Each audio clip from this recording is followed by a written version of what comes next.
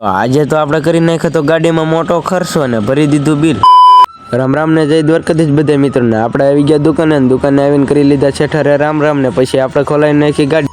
કેમ કે આપણી ગાડીમાં આગલું ટાયર ગહાઈ ગયું હતું તો ભરતભાઈએ જૂનું ટાયર ખોલી નાખ્યું. જૂનું ટાયર ખોલીને રિંગમાં ભરતભાઈ કરવા માંડ્યા હતા નવું ટાયર ફિટ. પછી નવા રિંગ ટાયરમાં કરવાની હતી ટ્યુબ ફિટ, તો એ ભાઈએ ટ્યુબનો વાલ ખોલી નાખ્યો ને કરી નાખી ફિટ.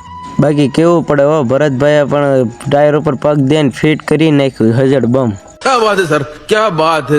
એ તો મિત્રો એને કાયમ ન હોય એટલે એને આવડતું જ હોય ને પછી એને કરી નાખી ગાડીમાં બોલ દઈને ફિટ. ત્યાર પછી આપણે જવાનું હતું નેહાડી તો ગાડી લઈને નીકળી ગયા નેહાડી તરફ ને આવી ગયા કાનના દવાખાને. એ ડોક્ટર સાહેબ કાનનો નકશો બતાવીને આપણને કાન વિશે સમજાવતા હતા. આપણને કઈ ટપો પડતો નતો તો આપણે આયા રાખી પછી કરી નાખ્યો હરેશભાઈ નો કાન ચેક ને. ત્યાં બપોર થઈ ગયો તો ને ખાધું નતું. પછી આપણે આવી ગયા નાસ્તો કરવા.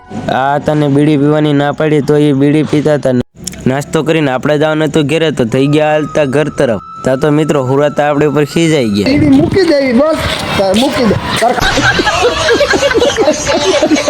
પછી તો મિત્રો રીહમાં આપણે આવી ગયા સાવરકુંડલા મેડિકલે. ત્યાંથી લઈ લીધી દવા ને આ છે રીધી સીધી ચોક. આપણો વ્લોગ અહીંયા પૂરો થાય છે. જય માતાજી. મિત્રો ફોલો ન કર્યો તો ફોલો કરી લેજો. મળીએ નવા વ્લોગમાં.